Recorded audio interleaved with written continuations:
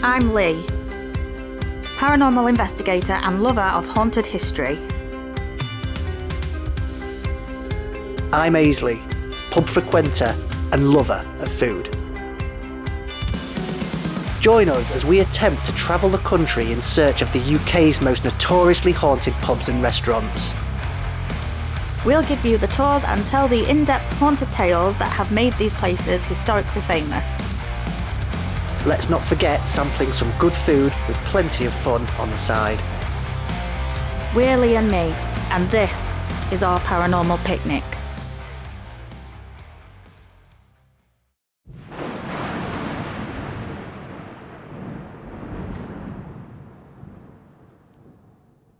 Hi guys, and welcome to the very first episode of Paranormal Picnic. And today we are starting at a place that literally needs no introduction at all. So here is the introduction.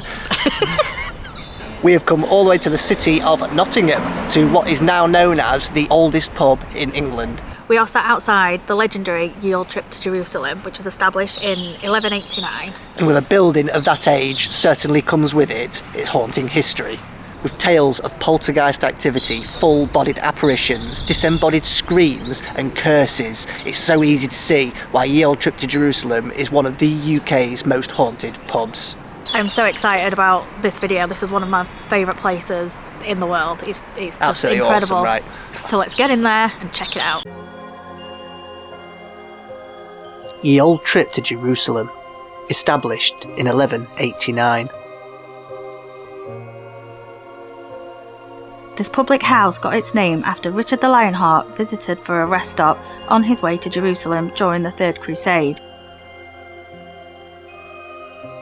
Built into the sandstone caves below Nottingham Castle, this historic building holds tightly onto a dark past. Its cellar once housing medieval prisoners awaiting their gruesome fate, and its original signpost being an infamous site of public executions. More than 800 years on, the pub still stands strong, housing memories and artefacts of the days that brought its fame, and it would seem that its previous residents are still not ready to move on. This is the haunted history of Ye Olde Trip To Jerusalem.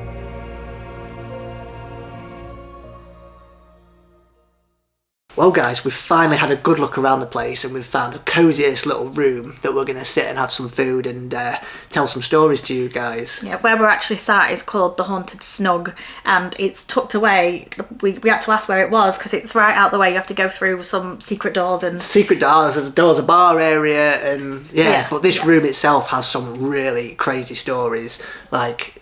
you wouldn't even believe. But before we go into that, like the pub itself, I mean, you probably saw from the B-roll there, we are practically sat in a cave. Yeah, it is a cave. There's the room we're in now is more like a cottage, but where you walk in, the bare sandstone walls, the roofing that goes way up, the chimneys, like the ventilation shafts at the top, you are literally sat in a sandstone cave, and it is something like I have never seen before. And honestly, I don't think it matters where you come from to come to this place. No, it's incredible to see. Such a sight, right? Yeah. Such a sight. It was an incredible history and some incredible stories. Yeah. So the pub was actually established in 1189, but people think, well, they know that it's actually dates back older than that. The caves below where the cellars are were actually used as a brewery that supplied the castle. Said that there was sort of like some kind of pulley sort of mechanism, that once the beer was ready, it'd be sent up there to feed the royals in the castle. So interestingly, there's so many different little cave systems that are said to be below and within the walls of this pub itself, including that in the cellar, and the cellar actually used to be a part of the castle being prison cells. Yeah, it was the overflow to the jail cells. Yeah. So people would have been put in there as sort of an extra method of punishment to really prolong the deaths within. You can see there's two sort of areas, one being the condemned cell, where they would put people in and just forget about them to prolong the suffering, really. So they would be left to die. But in the other bit, it's not very big, but it could hold up to like 40 odd people in there. They'd be like either chained with their foot to the floor or their hands.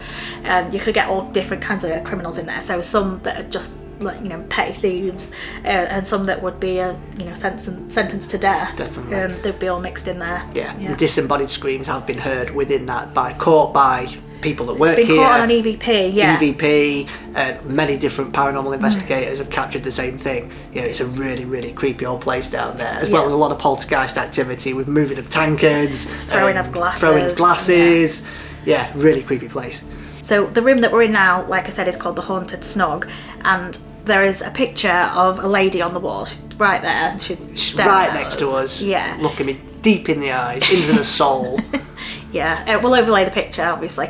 This picture, this portrait of this woman has been in the building for over 200 years. No one knows exactly how long. But it used to be on the wall in a different room. And they were doing some kind of refurbishment. So they had to take the picture down. And then they ended up putting it up in this room, in the Haunted Snug. And it said, once the picture had gone back up, a lot of people was asking the landlord, like, oh, what have you done to the picture? She looks different. And basically, before it was put on the wall in here, she had like a bit of a grimacing face. I can't stop looking at her while I'm talking about her. I know. Her face was a bit more like grimacing, like she weren't very happy. And then since being put in here, she's now got like a bit of a smirk to her face. Yeah, it's like a pointed smile where you just corner of your mouth. Yeah. But it is one of those portraits that eyes follow you wherever you go. If you're standing in front, she's looking. If you're at the side, she's looking. If you're below, she's looking. So we don't know for definitely, but the screams, the EVP that was heard in the cellar, people are starting to put two and two together and maybe think that this lady could be the girl that could be the screamer, because a girl was pushed down the stairs in the cellar, and she died. That's how she died, and presuming that's where the scream comes from. Another idea of who she could be is that the snug that we're in now had a death. It had a death of a lady in the corner, pretty much the corner where we are sat now. And it's also a very significant story because within this room, it's more of a focal point, but you can't take your eyes off it again, is a great antique grandfather clock. And this has one of the most bizarrest stories that you could ever really think of. It's said to sort of put people in a bit of a trance, and no one knows why. So the story goes that there was a husband and wife sat in this room eating, pretty much exactly where we are now. And then over the space of a 45-minute period, they started acting a bit strange. So the lady would get up, walk slowly over to the clock without saying a single word, reach her hand out and open the glass cabinet. She'd then put her finger on the clock and change the hands to a certain time. Close the face and come and sit back down without saying a word. 15 minutes later, again, not a word between them, the husband got up and did the exact same thing, walked across to the grandfather clock, opened the face, started tampering with the time, came back and sat down quietly. 15 minutes later, the woman gets up and does the exact same thing all over again and just comes and sit back down. And then once they'd gone, they'd noticed on the CCTV camera that this obviously took place over a 45-minute period, and it was captured and no one knows why. And since that point, the grandfather clock hasn't worked. It was working absolutely fine up until then. Yeah. It's been fixed several times since. We've been speaking to the landlord about it this morning when we got here. But every time it's fixed, it just breaks again. So it's like this clock is putting people into some kind of a trance, and is it like a psychological impact or influence from the lady that was found dead in this room? Yeah. Like people are putting two and two together and assuming that could be it. Yeah. I did ask the landlord if they knew what time they were changing it to see if that had any significance. But where the camera is, you can't actually see the clock face. Itself. Yeah, so they don't know. But yeah, it's a very creepy clock. It's just a typical antique, what you would think of an antique grandfather clock.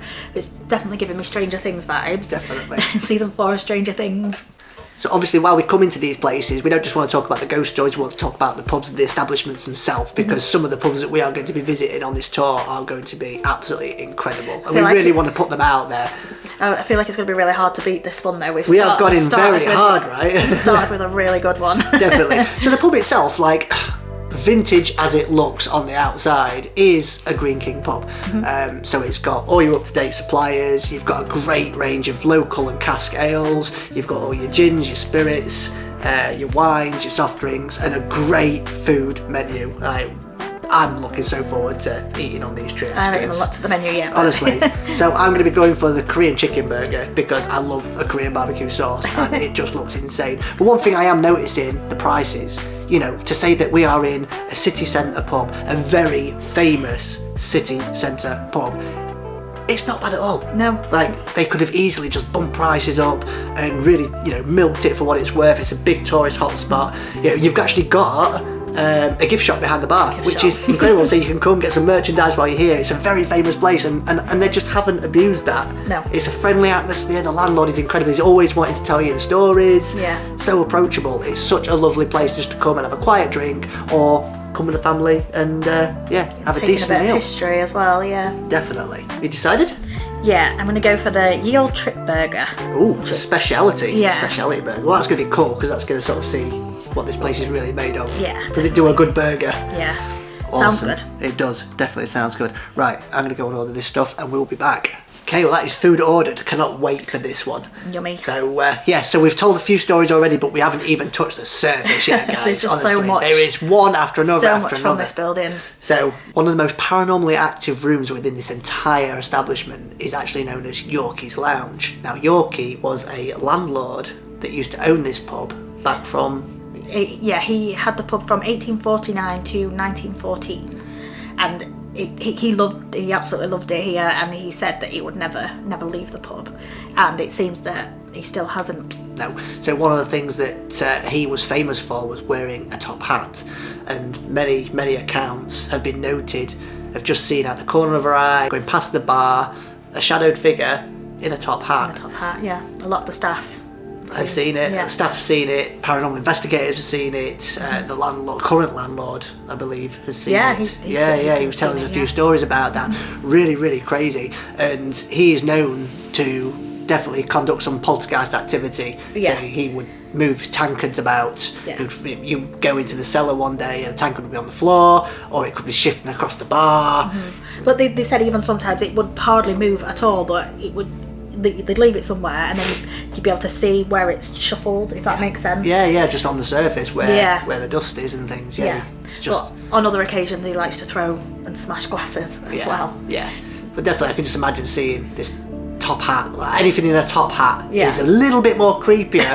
It's like dream paralysis, sleep paralysis. People see the top hat man. The hat man. Oh god, yeah. So anything in the top hat just freaks me out a little bit more. But he's got a whole room dedicated to him. His pictures on the wall. We've probably shown you it by now.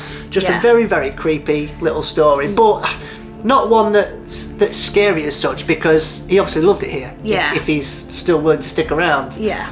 You've got to think he was a nice, pleasant character. Another thing that goes along with that as well, staff have heard the sound of smashing glass, like a glass has fallen, what have you, but then they've not been able to find broken glass anywhere, nothing's been fallen, but they've still heard the sound of smashing glass. And when they go to obviously clean it up, there's nothing there. Nothing anywhere. Mm-hmm. Yeah, so that could be old Yorkie. Yeah, residual energy. Yeah. Leaving Yorkie's Lounge, you then can head upstairs, and now the stairs which are there are some of the original stairs that have been here for a very, very long time. Hundreds of years. Now these stairs are said to be haunted by a young child, and this child is never particularly seen, but one thing that the staff notice when they're carrying trays of food up and down those stairs is they almost get to an invisible wall. So they're climbing up the stairs or they're coming down the stairs and they stop and they physically can't make themselves go any further, so they have to take a side step. They have to physically move around invisible until they're able to walk up the stairs. And I just think that's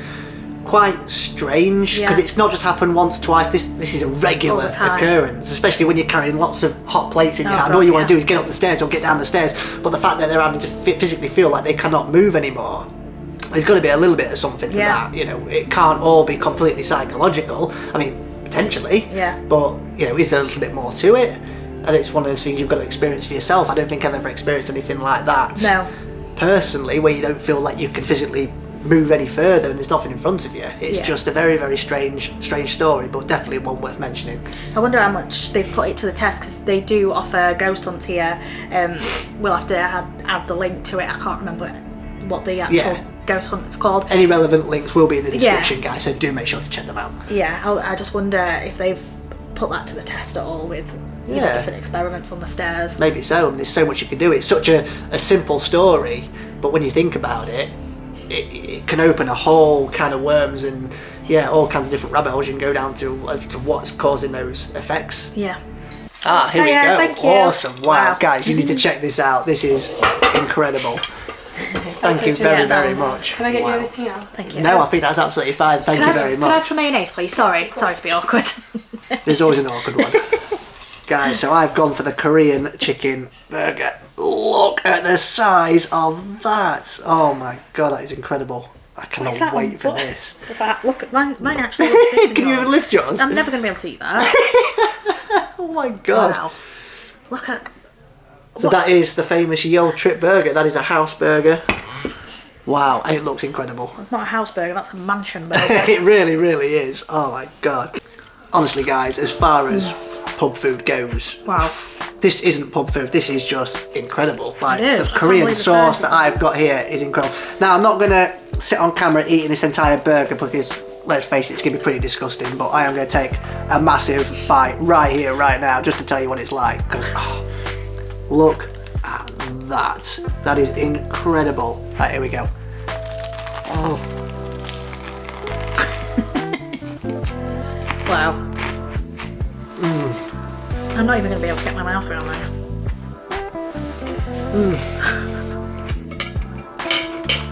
Wow. Good? I'm trying hard not to talk in the mouthful, but this is incredible. Alright. That Korean barbecue sauce, It's spicy. it's not spicy, it's just sticky, it's sweet, it's absolutely phenomenal. Probably one of the nicest barbecue sauces I've ever had. The chicken is cooked beautifully. Oh, it's just so crispy. You get a lot of chicken that's just, it's got quite a wet crisp to it. A wet crisp. Wet. People don't review food very often. A nice wet crisp. This is absolutely crunchy as hell. It has got jalapenos in, so it is a little bit spicy, but it's absolutely delicious. I'm gonna have to be one of them that cuts the burger in half. Yeah, she cuts burgers, guy. I'm really I'm gonna sorry. have to. Honestly, value for money here is second to none. It is beautiful. Let's get some of these chips as well. Right. Really like the seasoned fries, but they're so crispy. They're absolutely delicious. What?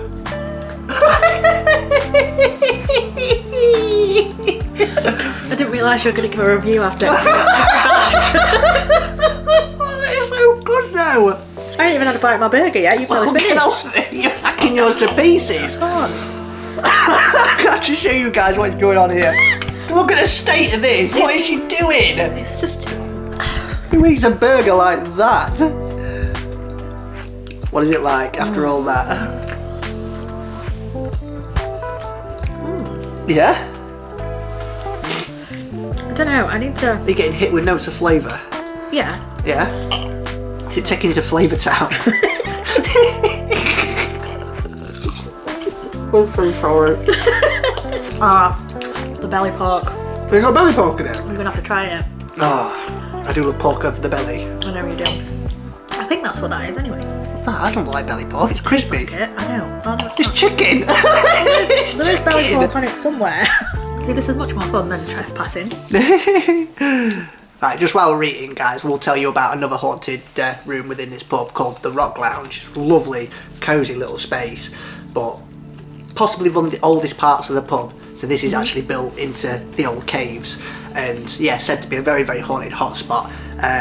Very, very strong wafts of floral scent, like rose, lavender, can be smelled at various times of the day, even when the pub is practically empty. And full-bodied apparitions of a blonde man in Woolen clothes. woolen clothes. Woolen clothing. So basically me in your woolly jumper. yeah.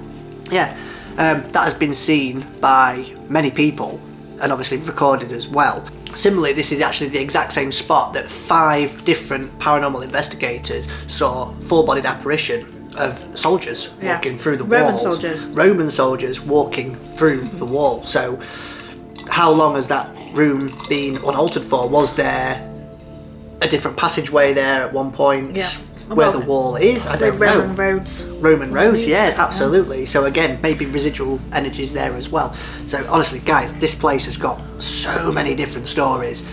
Just can keep you entertained for hours, can't it? This could be a 3-hour long if you video. if you haven't already done it, I'm sure most people know this pub because it is very, very infamous.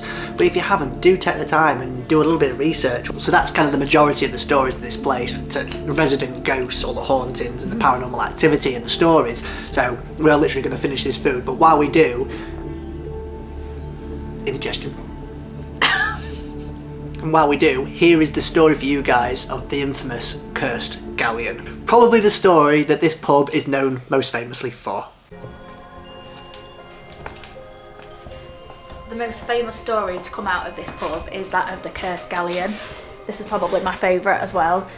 So the story goes that this ship, what used to hang from the ceiling downstairs, it was given to the landlord by a sailor to pay off his bar tab. So the story goes. Back in the early 90s, the landlady had realised that anyone that would clean the ship would end up meeting their demise somehow. So she ordered it for it to be put into this display case and put on this bar so nobody could clean it or touch it again, which is why it's filthy. And the person that did put it in here, I believe within 12 months, actually ended up passing away also. It's very strange, isn't it? Like, you can really see the build-up on there. Absolutely creepy as anything. And whether you believe in curses or not, just to see that stood towering above this bar area here. So a lot of people, I was just saying that this place is like a museum just in itself with all the crazy history, but a lot of people don't actually know what that is. God, can you imagine someone opening that lid up now? Would you touch it? I don't know. I don't particularly believe in curses, but then again, I also don't like to push fate. I don't know. I think you'd touch it. I wouldn't. I am a toucher. Wow, just look at this place, guys. It's absolutely incredible. Like Lee just said, literally is a museum in itself. Wow. Absolutely incredible. It's believed as well. Up there, I don't know if it's that one or come and look at this one over here. We've practically got the pub to ourselves, so we're going to have a little roam round. Normally we'd probably just sit at the table, but this place is empty at the minute. I think it's this one because you can still smell. There was a criminal, I think it was just a petty criminal, but he was on the run, and he hid out for like 2 days, like on the ridge, if you can see it. There was a ridge. It went from being a petty criminal to a subliminal criminal. Yeah. Wow. He hid there for 2 days before he was caught. Just crazy, isn't it? Absolutely crazy. Incredible. Wow. Oh, God. Honestly, guys, that was one of the nicest meals at a pub I think I've ever had. That was such a nice burger. So succulent. It was, honestly, it was absolutely amazing. Absolutely, totally worth the value right there. Guys, listen, that is just such a brief summary of what this place really has to offer. You know, you don't have to be into the paranormal to come here. As a pub in itself, such a special little place, It's right? just such a cool thing to say that you've been to and seen with your own eyes. It's just a little gem. You're all right, mate? Right. That was absolutely beautiful. Thank you so I just much, couldn't eat mate. anymore. So you had trip burger, didn't you? Yeah. You had the I trip had the trip burger, burger, yeah. Massive burger. Oh, God, I can Was believe that it. belly pork inside it? I told you. I thought it was chicken. Yeah, it's like deep when I fried. looked It's at it, battered. I've never Better than deep seen. fried. I've never seen deep fried belly Yeah, pork. it and was saying, no, incredible. it's chicken. I'm like, it's not, it's belly pork. So if you have any interest in the paranormal whatsoever, then this is definitely the pub to come to, whether or not. Hello. Whether you're an investigator, like they do host investigations here, so come along and investigate. Whether it's just something that you're interested in, the haunted history of places, get yourself here. Honestly, you could spend hours here just We've looking been around. in for hours, yeah. It's We not have. just the haunted history though, it's the fact that Richard the Lionheart came here and that's how it got its name. Yeah. And it's just all the old sort of antiques and It's a just museum. so much, yeah. And it's literally connected to a castle. It is, exactly. And there is actually a room upstairs called the museum room. The museum room, yeah, And there's so many artefacts in there that you could just come and take a look at, have some photos. We've walked around here for hours today, and just looking at everything and taking it all in. yeah, but other people are doing the same. They've all got the cameras out. They're all having photos next to the galleon, next to the suits of armour and all that. It's just something that you wouldn't see in your everyday life. No, and to think it's the oldest pub in England. It's crazy. Like this is where it all began. Almost so, though, isn't it? That's exactly right. Yeah. But again, if you're not into the paranormal, as a pub, it's such a nice pub. It's a nice place to come and It's got such a vibe to it. Like the landlord, Carl, is absolutely awesome. He's lovely. so welcoming. He'll stop and tell you the stories. And you can tell he loves it as well. He loves does. it here. He really does. Yeah. It's a very homely city centre pub, which is different to anything else that we've ever seen. They do good food, good drink. It's just, yeah, lovely place. Get yourself down. So we hope you've enjoyed the first episode of Paranormal Picnic. Obviously, we will improve as we go on. Yeah, we're teething. Maybe very teething problems. Yeah. But we're getting used to doing something that we've not done before, so do bear with us. We are going to be visiting hopefully hundreds of places over the next few years, like one after another, and obviously doing our other videos as well if you still like your urbex and your paranormal investigations. We are not going to stop doing that. We're just going to implement them all together, complement one after another one. Yeah. So yeah, obviously guys, if you have liked this video, do give it a thumbs up. Always subscribe as ever. Drop a comment below giving us your feedback on the video. We will improve video by video, so do not worry about that. Yes. Lots of improvements, obviously, but we really want to make this a cool journey for us all, so yeah, we'll obviously respond to all comments as well as we always do. So yeah, until the next episode guys, take care. What? Why am I thumbing? Why does it look weird?